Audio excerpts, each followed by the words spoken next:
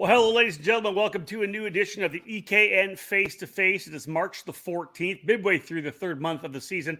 Winter series essentially getting wrapped up. New summer series starting to happen. And again, diving deeply into the 2022 season. My name is Rob Howden. That is, of course, David Cole joining me. David, another edition of Face2Face. It's been a while since we've done a live one like this.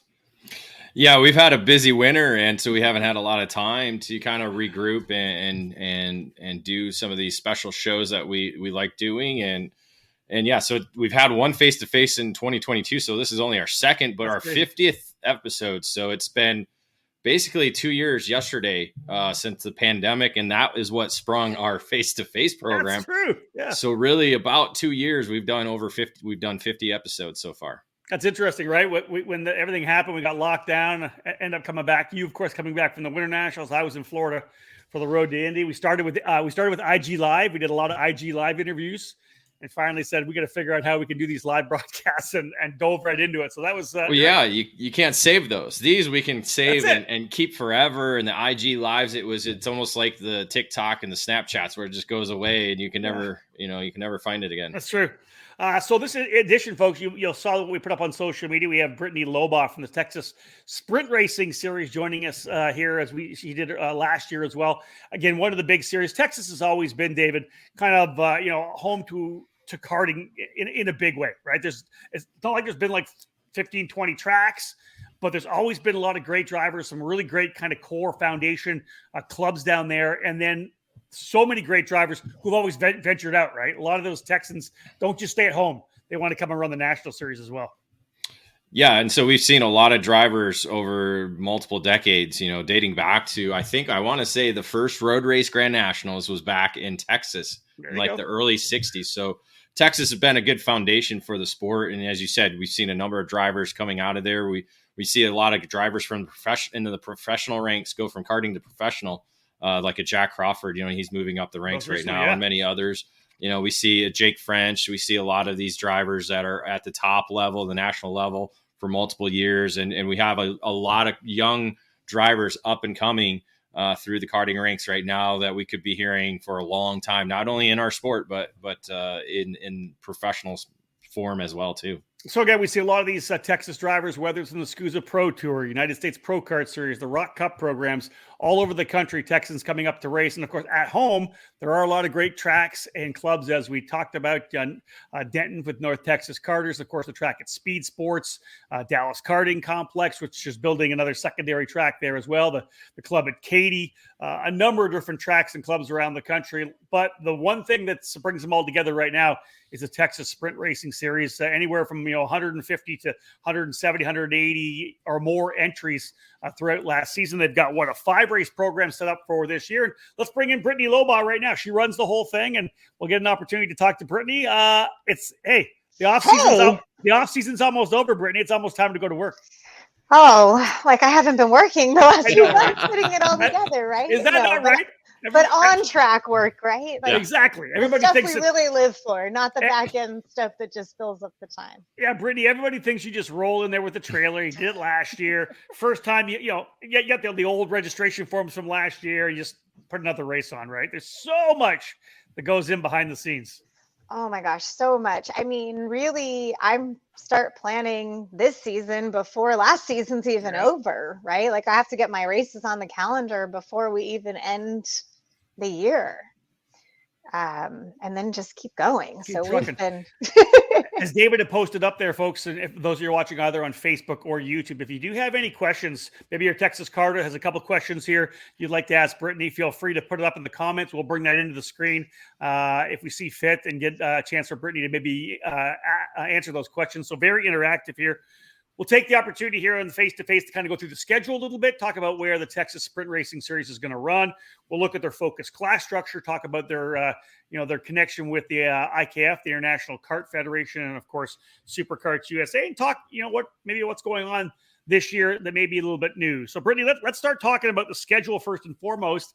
And you guys did this a couple of years ago, and I think it's been big. You launched the season right before the SCUSA Winter Nationals at NOLA Motorsports Park, getting a chance to kind of come out of the gate strongly for the Texas Sprint Racing Series. Let's talk a bit about that opening round. We're just a couple of weeks away from getting things rolling at NOLA. for your first round of the Texas Sprint Racing Series. How do things look? I'm assuming you're going to have a big paddock and a big grid, but how is it looking? Yeah, we are, I think, right around the 170-ish number.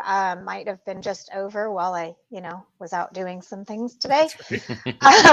Haven't checked in a good couple minutes, but we're already, hitting those numbers. We have a very full paddock, and we're working to find some extra space for the people that are still late to their pit requests. So pretty much everybody now will park on site, and we should be able to fit everybody in. But Stan and I work real hard to make everybody fit in there. This one's looking to be really, really big. This is the third year at NOLA. And the first year, I don't think we've overlapped with another national event, which is kind of a game changer for us, I think. That's awesome. Yeah, you want to have that because, again, as David and I harp on a lot, there's just so much racing going on around the country, David. It's hard to stay off a weekend. I think this weekend coming up, maybe like the only weekend off that some of the national teams have had in quite a while. Yeah. From what I recall, I'm trying to pull up the schedule now, but yeah, it looks like, this is kind of like that off weekend. A lot of teams, I think this is kind of like the Florida break. Everybody's left Florida now.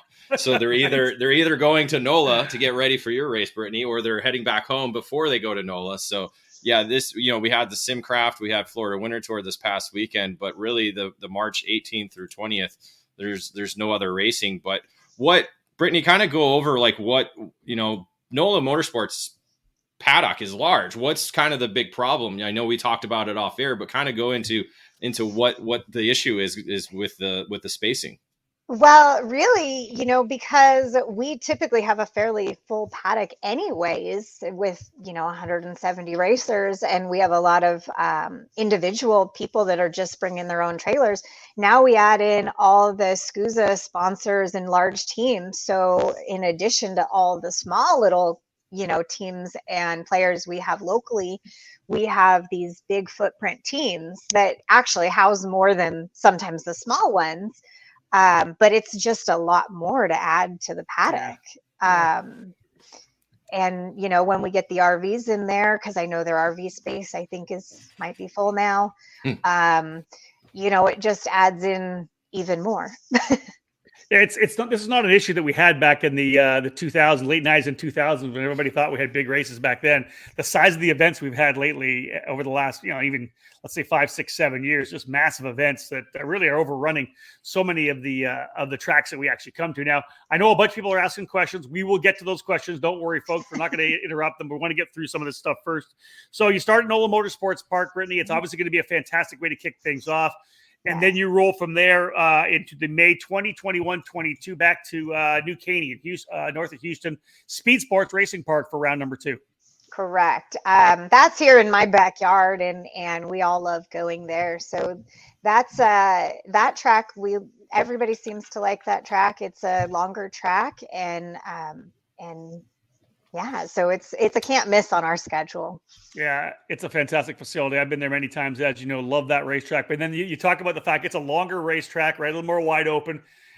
Probably one, I guess, other than DKC, the new track at Dallas, we'll try to talk a little bit about the newest track really in Texas in terms of a competition racetrack at Speed Sports. But then you go to one of like the cornerstone tracks from the wide open track down to Denton, which is, I like to call it kind of the bull ring because it's such a cool little facility that just races so well. You go to Denton, when's that race? June 24, 25, 26, middle of June or end of June for that third round. That seems like it's always a really, really good round of competition for you guys. They have a huge club following. Yeah. So even if some other people don't make the trip, which most of them do at this point, but even if they don't, we pick up so many locals that have never raced with us before every time, or they might just come for that event. It's just a very, very popular club track, and their club races do really well on a whole outside of when we're there. So we love that they support us, and hopefully, we do the same for them. I would ask, is there any chance that you guys do that at night in June, or is it a day race? That was going to be my question. Sorry, we tossed the idea around, but then we remembered that we tend to have 40 carts start the race for KA, and 40 carts on that tight of a track under the lights just sounds like trouble. Awesome. No, it sounds like Bristol. It sounds like Bristol. So we've tossed that idea around. At this point, that is not the plan. But if something changed, I wouldn't be opposed to it. It just isn't in the cards at the moment. Sorry, David. I apologize. No, it's all right. It's all right. But she did say something I kind of want to get into as we continue through the schedule is for somebody who doesn't know much about Texas Sprint Racing Series, or somebody who might be trying it out this year, what's kind of the difference going from club to a regional program such as this? What are maybe one or two things they should kind of be aware of that's going to be different from, say, a club race and going to your race? So some of the things are, at the club level, most tracks don't have, they do tech, but maybe not as in depth as we'll do it.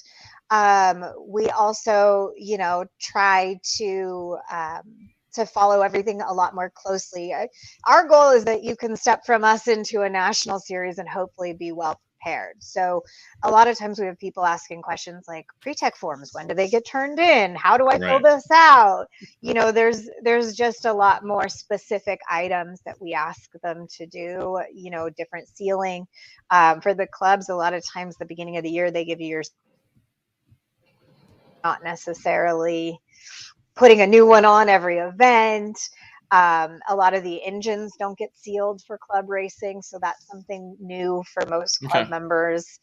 So mostly pre-tech and sealing of the engine. So really kind of the functionality of getting prepared for a race. Not necessarily the on-track stuff, but mostly off-track stuff. On track, I would say that I think that we tend to be a little more severe with penalties than some of the tracks get away with.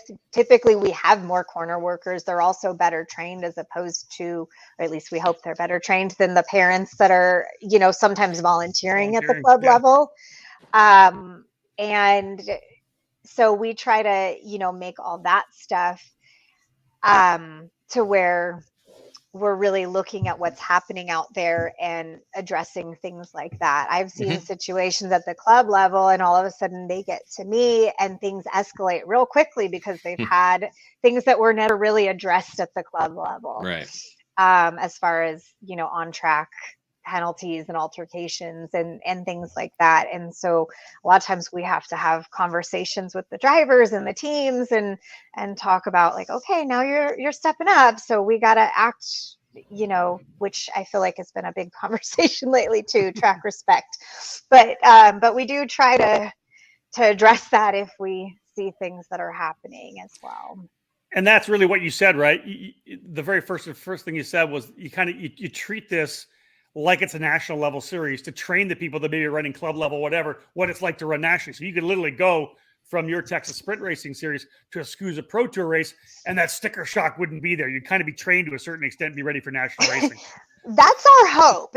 We still have to have people remember that we are regional and we are a stepping stone. So now that we've got the numbers equivalent to some of the national races, we still have to remind people that we are not a national series. We don't, we want the level of competition, but we also want to have the hospitality of a regional race, right? Yeah. So we don't want people that are coming from a club race being their first regional series to feel like they're not comfortable on the track. And, sometimes we have to remind people that they need to take a step back and that we still run. We have a pretty large staff, but we don't have the staff of a national series that's writing their own rule books, that's, doing all the camera equipment and the things that they have that they can bring race to race, that we're just not there. Mm-hmm. Yeah, there has to be an understanding of what your limitations are based on what you do, and it's still it's still a culture of regional racing, right? We're still here to have a lot of fun and train some of the club people that are jumping up, stepping outside their their level of comfort, right? Their window of comfort. Right. We still want parents to feel comfortable on the grid, not feeling like they have to hire a mechanic because they've reached the national level. Yeah. But in the same respect, they need to understand that we're going to have more rules on the grid than at their club race. Yeah, and, we're going to, if your cart has to be recovered, we're not going to say, go walk on the track with your cart stand. As much as I would love that. That's funny. There are little things that we're trying to help, teach as they step up to the next level. And we are very lucky in the fact that we have a lot of national level drivers that race with us as well. But we still want to be open and feel inviting enough that the locals and the lower, the people that are just coming into this level feel comfortable and confident out there. We pause our face-to-face broadcast for this quick commercial break. Stay tuned for more here on the EKN Radio Network. Are you ready to go from carts to cars? Since 1975, the Skip Barber Racing School has taken great drivers and made them champions. Today, we're proud to welcome the next generation of winners. Make the transition from carts to cars with the Skip Barber Formula Race Series. You'll compete at the most iconic tracks in America. Race weekends include your very own equalized Formula 4 race car, a professional crew, expert instruction, video and data analysis, hospitality, and more. This is the place to fulfill your dream of becoming a champion. Sign up today by calling 866-932-1949 or visit us at skipbarber.com.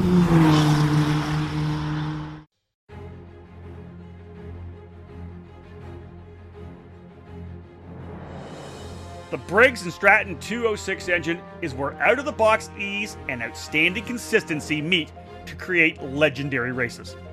Briggs & Stratton's history in motorsports dates back to when the first engines came off the assembly line in the early 1900s. Their focus on the grassroots level continues to help build generations of racers. Since 2008, the Briggs & Stratton 206 has gained a following that has the engine powering the largest fields in North American karting today. From the club level and track programs to traveling regional series and national events, Briggs & Stratton competition provides the most exciting racing in the sport. Engineered and hand-built exclusively for racing, every Briggs & Stratton 206 engine is power tested and serialized before it goes in the box. Karters can take that engine straight from the box to their cart and be on the podium at the end of race day. Be sure to follow Briggs & Stratton Racing on Facebook and through @RaceBriggs on Instagram. To learn more about the 206 engine or to find the North American dealer near you, head to BriggsRacing.com. Briggs & Stratton Racing. What powers you?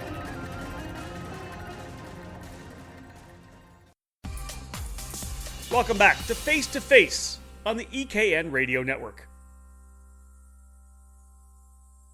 So we've got NOLA in March. You've got Speed Sports in May. We talked about North Texas Cartway, Denton in June. You skipped the month of July. Wise move in Texas when it's 100 and something degrees. Although this next track, August isn't much better. No, this next track I was there. It was 106 when I was announcing, and when I was racing it too. But I love the Amarillo kart circuit for August 5th, 6th, and 7th. The crazy thing is, it's a track with an outbuilding, and then everybody rolls in and becomes this awesome place to race. I love the racetrack itself, the scaled down version of the track in Turkey and Istanbul. But Amarillo, great town, great little city, and just the racing there has been a lot of fun too. Yeah, we really like it. I mean, it's a lot of work to bring everything in and get everything set up. And, besides NOLA, I think it's the one track we bring in the most other things outside. There's just not much there at the tracks as far as facility wise. But it's a good track. And we did it early in August because Texas starts school pretty early. In fact, my kids start literally 2 days after I get back, or a day. Wow. Okay. That's why I tried to make sure that was another race that people could run without missing school. You wrap things up in September 23, 24, 25 at MSR Houston, their karting facility there. Tell us a little bit about that. I know we talked about it off air before we started, but for those who maybe don't know about the track at MSR Houston, what's the facility like? What are we looking at? So MSR Houston, some of our racers has seen it on the car side, and regularly they run rentals and a few other things there. But it's a good track, it's good size, and as far as tracks go, we really wanted to try to find some new tracks to go to, not necessarily run a track more than once in the year if we can. And so there are other tracks I think that are starting to be built, but this one's there. It's been there a while. And the pit layout will be a little different than our typical layout, but the track itself is a great little track. So we're hoping that everybody enjoys it and that it's something different we can add to the schedule. Let's move into class structure. You're obviously a regional series for the International Kart Federation. So really, you guys are doing 206, you're doing kid karts, and you're doing KA 100. That's pretty much the lineup, right? Right. As far as the IKF side of things, we'll have, like you said, kid karts. We'll have 206 cadet, junior, and senior. A lot of our masters we had in the past have kind of switched over to the KA master program. Yep. So we would invite them back at another time if they're, if they wanted to come back, but we know, we want to, since our numbers are growing, we want to really run the classes that people are entering and supporting the most. So 206 junior, senior, and cadet to Micro Swift, Mini Swift, and the junior, senior, and master in the KA. I'm going to give you the break because this came down from Scusa, not from you. But obviously the weight drop in KA 100 junior and senior. How's that gone so far, Brittany? Well, I sort of got the shoot the messenger side of the deal on this one, but I think there's a fair amount of people that were upset because they're, I don't want to say on the heavier side, larger side, but they were on the upper end of the weight side of the, the weight scale. Right. Usually it's taller. It's not necessarily bigger or anything like that. But, we have a handful of those, and then we have a big range of smaller drivers that in all the classes. So when my understanding, because I saw some of it, but not all of it, is they started assessing at Supernats the X30s and then followed up with the KAs. So they did do a whole announcement about the whole X30 weight change. They just didn't follow it up when they finished the rest of the class roster. But so many of the drivers have 60, 70 pounds of weight on their cart. And that's a lot of weight to be carrying around. I mean, trying to drill into seats and floor pans and just finding a place to put all on that on the cart is a lot. That's kind of been the focus because, people are talking about how much weight they're putting on. They're ruining seats after one day, right. Maybe even 2 days. So that's $300 out the window after one day. And you got to keep replacing them. Has the thought, and I don't know if you talked it over with Scusa at all or even thought about it yourself, has the thought to be able to do your own weight review with your racers itself? Now, obviously, NOLA weekend's going to be kind of hard to do it because you have Scusa racers coming in to race, and it's not necessarily the core racers that you do have. But have you thought about doing that, kind of like how Scusa has already done it for their organization itself? Because for me, it seems like a lot of our programs that we do have around the country could just kind of focus their weights all on the racers they have themselves. Customize it. Yeah. So I have two trains of thought on that, and I'm happy to share them. One is that as a regional series with a stepping stone to the national series, we give away championship prizes to go to these national races. Right. So if I venture too far from the national weights, I mean, are you going to be competitive when you win these prizes after winning my championship? Is it worth? Some of the comments of people when I kind of brought that up, they're like, well, then I just wouldn't go. And I'm like, so I don't know how to feel about that, right? These are pretty hard to get prizes. A guaranteed start on Sunday for any to Supernats, tickets to IKF Grands. I mean, so varying a lot from those weights makes my winners potentially less competitive when they get there. But I also want to be considerate of my customer base. Right. And like you said, I don't have necessarily the manpower to audit the races the way they did, right? So they had people that were able to stand there and say, how much weight do you have on your cart, and spend several, hours, days looking at all this stuff. Where me, on the other hand, I just don't have the manpower to necessarily sit there and do that. But what I mentioned, I think, on some of the social media comments, was that I would definitely look at the scale sheets at the end of the event and have my people note who didn't have weight on, because for me, that's sort of a quicker, there was no weight on this cart, or this person was over.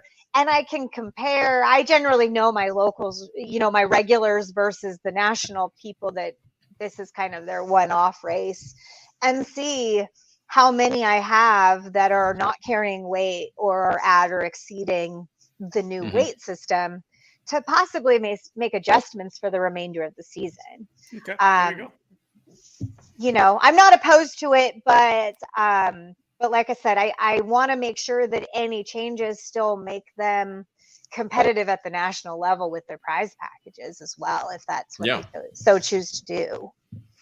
All right. Well, I like that. That's a good approach. Let's dive into your staff this year. For those who may not know, what do you got lined up? Who's your race director? Let's talk about some of the key staff members and maybe any adjustments you might have made for 2022. So this year, we still have John Over helping us as race director, but we're going to be bringing some other officials in to be working more as a team rather than one single person. And depending with as many races there are, we'll have a few that kind of come in and out over the course of the season, but they'll all be working as a team. So things like protests and penalties will be more of a team approach to them versus one person saying, oh yeah, we're overturning this. So it'll be worked on all together, so it's not a unilateral decision. Do you have any of those names of who else is coming in that you get to say? Yeah, are you still working on that? Yeah, I have. Sorry, I'm like looking at all the messages as people are sending them. I know. I'm like, goodness gracious. I have Justin Dietrich is coming in to help us for this first race, and what did I have? Yeah, he was just at USBKS and does Florida Winter Tour as well. Mm-hmm. So we have a lot of people that are doing several different races. Working with my left hand to pull stuff up. It's not as quick as I'd like it to be. As I have my laptop in front of my desktop and, right. efficiently working over here. Yeah. I also have Preston Buckley that's coming in for this race. And so he'll be helping as well. I have Matt Ackley that helps on the national level. And several of my corner workers work several other national rated series. Nice. So we're really trying to up our game on corner workers and staff officials, and track officials out there, so that we have very well trained eyes out there this year. And like I said, everybody more is working as a team, so we won't have over making unilateral decisions on things. It'll really be, did you see this? Even more so than in the past. Run by committee to a certain extent, which is correct. It's just more eyes, right? Really more eyes. So. Well, listen, let's, before we jump into questions and dive through this, I know one thing that you guys announced early on with Xander Clemens was Kart Chaser, live stream for 2022 as well. So those who maybe have never seen a Texas Sprint Racing Series event, going to get a chance to watch online. Yes, we had so many people that were asking for it. And so we thought we'd give it a try this year and see how it goes. It's, like I said, again, having so many national rated drivers as well racing our series, they have people all over that want to see it. And we know that moms and dads and whoever doesn't make it to the race, they still want to watch and they still want to know what's going on there. And the live broadcast just takes everything to the next level. So gives a chance to everybody to tune in. That's for sure. Here, let's start with some questions here. This is from Justin. He says pushbacks for TRSRS. Are you guys running the pushback bumper system? No. Again, with like the regional national debate, right? We are considered a regional series, not a national series. We just don't have the manpower to properly manage it. I could maybe get the people to be on the track checking the bumpers and writing the penalties, but I don't have the video equipment to be able to look at protests or anything like that, or even, and the way all the national series are able to at this point. That's always a big thing for sure. Here's another one, and I apologize for blocking you out totally when I post. No, that's okay. Now. You can hide. It's from Tommy Fish saying, with DKC building a dedicated members kart owners track, is there a chance that TSRS will be coming back there? So there is definitely a chance. Again, with some of the tracks, we have to make sure that the facilities can handle us. Like I was talking about NOLA, we are full, and that's a huge track facility, a huge pit map. And maybe without some of the national rigs and things like that possibly coming, that lowers our footprint a bit. But in talking with DKC, the area that was the pits previously for the large races, their rentals are doing so well, which is amazing for them, that they're utilizing that as overflow customer parking.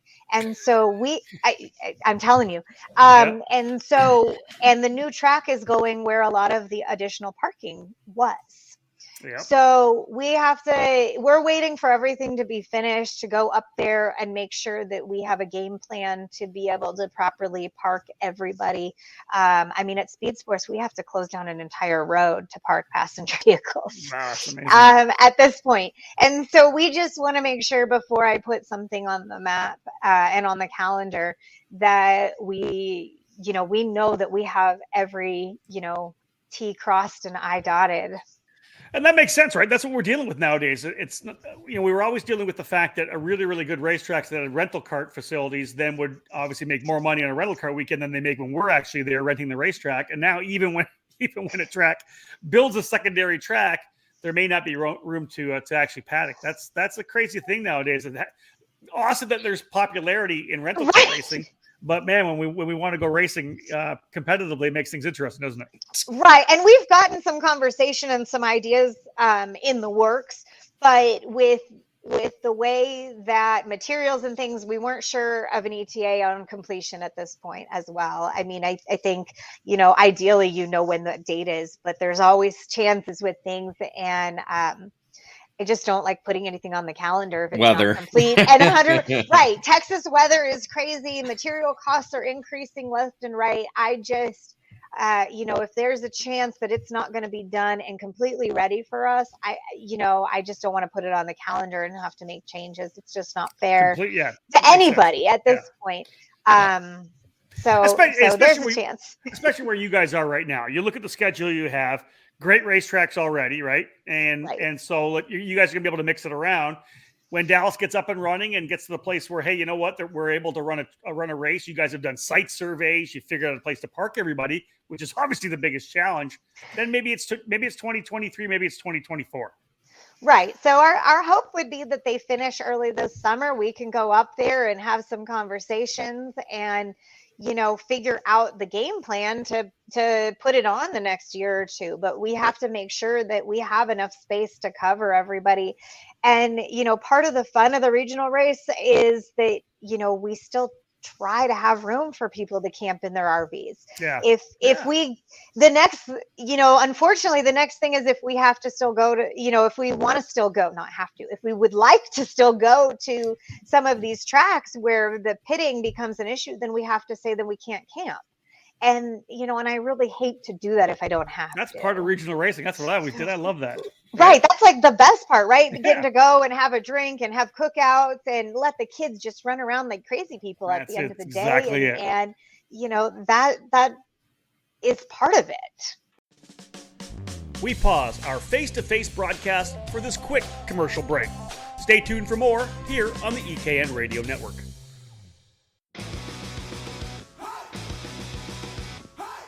Acceleration Kart Racing is your first and only stop on the internet for karts, parts, and the safety gear you need to get you on the track. Visit shopakr.com for a great selection of karting equipment on a user-friendly website. Acceleration Kart Racing has aligned itself with many of the top manufacturers and distributors in the sport to ensure all the latest equipment is available to you, the racer. With over 20 years in business and customer support available 6 days a week, you can be confident about getting the right parts at the right price when you need them. Be sure to visit shopakr.com today or stop by their headquarters in Las Vegas. Make sure to follow Acceleration Kart Racing on Facebook, Twitter, and Instagram for the latest specials and new arrivals.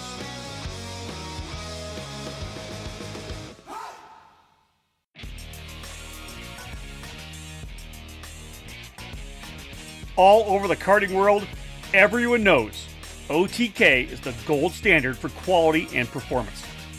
In the US, OTK USA is the source for all things OTK.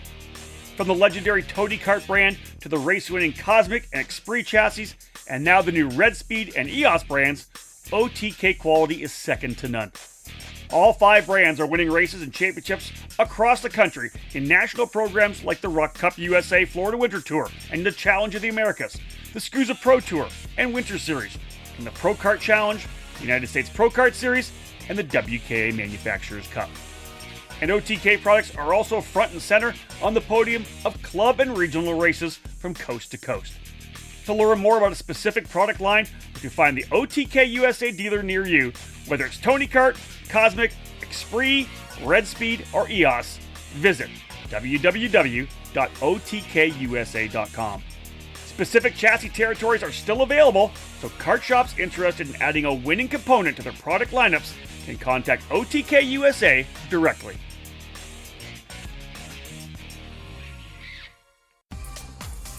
Welcome back to Face2Face on the EKN Radio Network.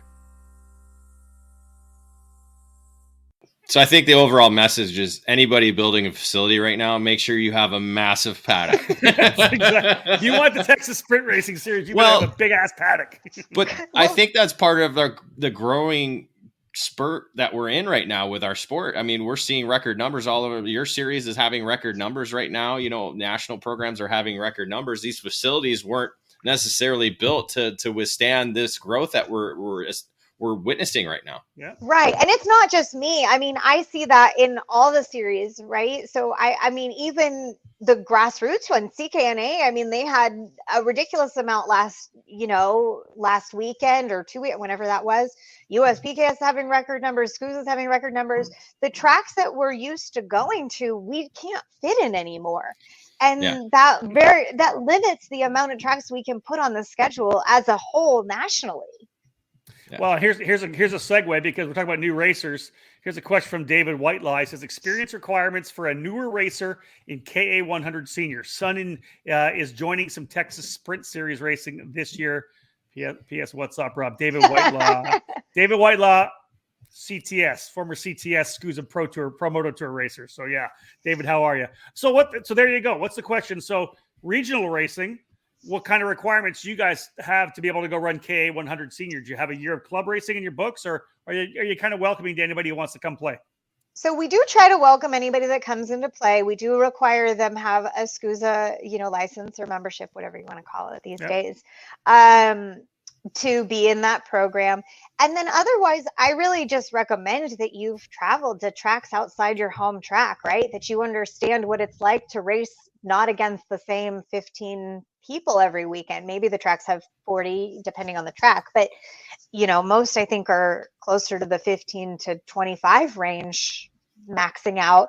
So you really just want to know what it's like to race against more people. This year, I have an LCQ penciled in for NOLA because based on what I'm hearing, I mean, I haven't quite reached that number yet, but it's on the schedule should I need it because, safely, how many carts can you put on a track, right?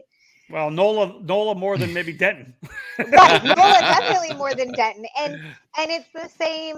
We as a safety, we tend to we do try to use the blue passing flag for our newer racers. The first in the heats and at the beginning of each race, but then as we get closer to the checkered flag or in the mains, as far as safety goes, if you're getting lapped multiple times, unfortunately, we have to pull you. I've seen recently, major incidents where the lap traffic or a back marker doesn't really know what to do when they're getting passed by the, all the lead carts, and then they make a weird move that nobody is expecting, and it really, besides ruining, the potential lead runner's race, it really causes a lot of injury and broken carts. Right. And that's what it comes down to. Whatever you are, what level of club racing you've been and whatever experience you have, know that when you come to a step up to a regional series, which I would, number one, tell everyone to do, get out of your club, go to a regional series and get a feel for it. But then understand the experience is going to be different. And if indeed you're not quite up to speed and you're getting lapped, be ready to get the blue flag or the black flag to move off the racetrack. That's what it's all about. You get there, you get the experience. Next time you come back, you're going to be faster, you're going to be better. And when you go back to your club level, back to the club you race at, it'll never be the same once you've challenged yourself in a better series. Exactly. Right. And so we do try to let everybody get their laps in, right? Like the goal is that everybody stays on lap and finishes the race. But we also want to take into consideration, like I said, safety is huge. And when you've got 40 carts out there, for example, in the KA race, that back runner gets caught quite quickly. Right. That's it. Well, Brittany, thank you so much for joining me. I appreciate it, guys. 5-race series getting ready to go March 25th, 26th, 27th. If you're not signed up for the opening rounds at NOLA, make sure you do. What a great way to start the whole thing. You go from NOLA to Speed Sports to Denton, and then Amarillo, and then MSR Houston. This great schedule for this year. If they do want to learn more, Brittany, you guys are on all the social media channels, right? Are you on Twitter as well? Facebook, Twitter, and Instagram? I do. I have a Twitter, but I do not update it as much as I should. Okay. I definitely need to get better at that, because I definitely do Instagram and Facebook a lot more than Twitter. But our website, I keep very up to date as well. That's TexasSprintSeries.com. All right. So are you doing what you can to get some sleep in before the first round of the series? Oh, Lord help me. It's spring break this week, so my children are home, which... Oh, so yeah. So let's give them some sugar and keep them up all night, and you can sleep in the following week. Yeah, they're getting left at home for our race this time, so I actually might get more sleep on a race weekend. Yeah. Amazing to actually say That's that. funny. I can relate. Right? Well, David, listen, I let David sleep in every Friday morning at a race. He gets to sleep in for the first time. That's funny. I love it. Yeah. Well, Brady, listen, best of luck this year, man. This program's obviously on the up. A lot of great support, great facilities, and as David had said, we're on a nice spurt right now with a lot of positivity with the sport. Series are getting great numbers, and it's good for the industry. It's good to spend money in the industry and get that money flowing, and for you guys as well. Good to be strong and moving forward. Thank you. We do appreciate you joining us here. David, any last questions? Are you good to go? No, we're good to go. Thanks, Brittany. All right, guys. If you're in Texas, if you're anywhere near Texas, go racing, because it's a fantastic series, the Texas Sprint Racing Series. David, great racetracks too, man. NOLA, as I said, Speed Sports, Denton, Amarillo, and MSR Houston. What a good program for everybody that races in and around the state of Texas. Yeah, and we didn't even talk about West Texas, because there's a lot of club tracks out that way too. And again, it's about growth. They don't quite have the paddock size to be able to host these, but maybe eventually down the road, as our sport continues to grow, they get a lot of members involved with their clubs, and it starts expanding. And maybe this program can be able to go West Texas and hit some of those local tracks out that way. Heart of Texas, exactly. Red Rock Raceway. Yep. Cherries. Yeah. Yep. So no doubt. Listen, Texas has always been a hotbed for karting, and it continues to grow. And again, the whole thing just keep getting bigger and bigger and bigger. We do appreciate Brittany Lobaugh for joining us here. And again, March 25th, 26th, 27th, Texas Sprint Race gets started. Nobody's leaving the paddock because right after that, we head into the start of the SuperKarts USA Pro Tour, the Winter Nationals, getting set to go the following weekend. You do. I will be, Alicia and I will be at NOLA Motorsports Park. I'm going to go to Company Burger, David, and you don't get any of that.